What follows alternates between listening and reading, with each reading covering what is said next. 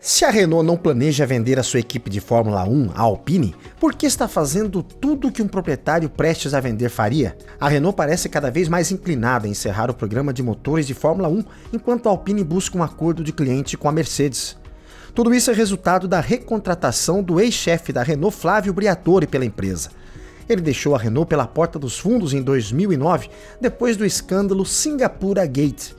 Agora, Briatore é assessor executivo de Fórmula 1 do CEO da empresa, Luca Di Meo. Isso significa que Briatore está de fato no comando, mesmo que a equipe tenha mais um novo chefe, Oliver Oakes, que substituiu Bruno Famin. Mas a gente vai falar disso daqui a pouco. Vamos primeiro entender o que Briatore está planejando. Foram tomadas medidas para abandonar o projeto de motor da Fórmula 1 Renault, embora isso tudo não seja oficial ainda. Há um programa para acertar todos os detalhes do acordo com a Mercedes e para concluir todas as discussões associadas ao fechamento do motor de Fórmula 1, que é projetado e construído na instalação da Alpine em Viry-Châtillon, na França. Briatore tem sido enfático em buscar um acordo com a Mercedes, mas a Renault precisa avaliar seriamente as consequências de abandonar o programa de motores de Fórmula 1. Pelo menos oficialmente, nenhuma decisão foi tomada ou comunicada internamente. Mas há um estudo em andamento sobre uma possível transformação da instalação de Viry para determinar como o pessoal e os recursos poderiam ser redirecionados para beneficiar a marca Alpine.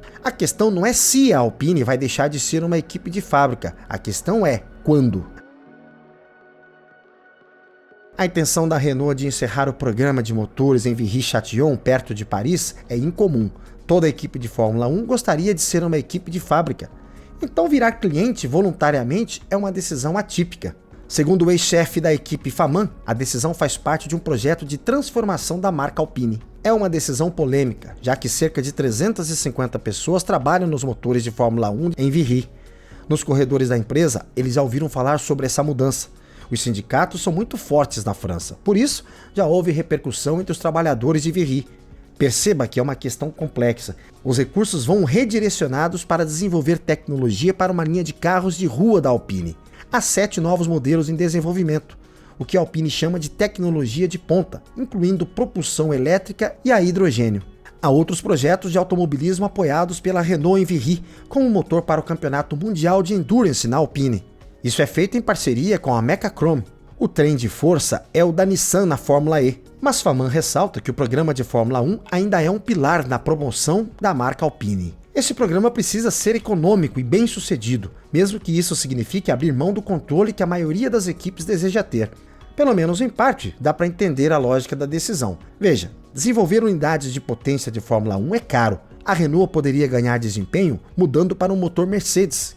Provavelmente também vai incluir a caixa de câmbio e a suspensão traseira. Isso poderia justificar o fechamento do programa de motores da Fórmula 1, que custa mais de 100 milhões de euros por ano. É muito mais que os 17 milhões de euros para ter um motor de cliente.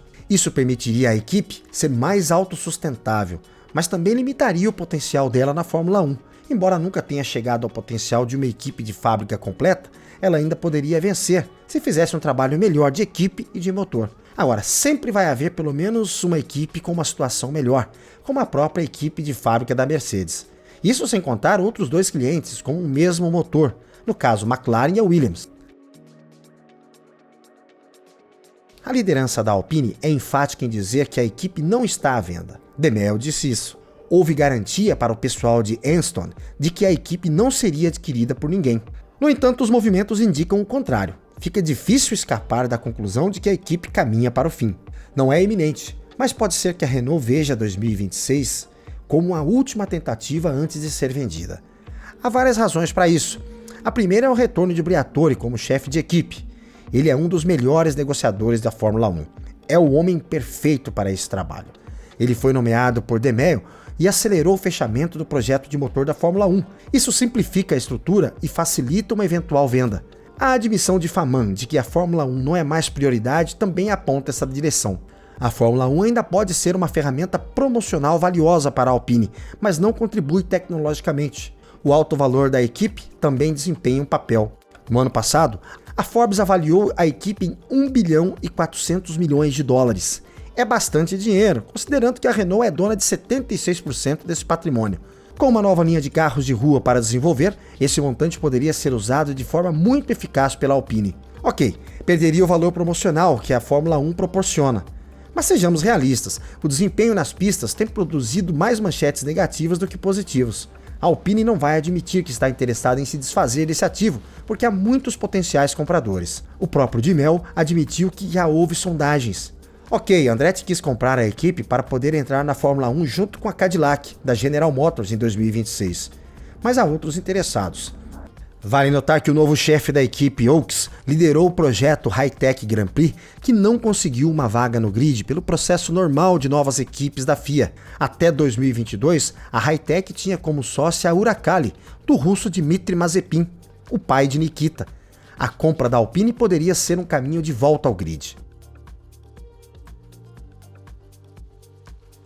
Falando de Oaks, vamos falar um pouco da última mudança de equipe.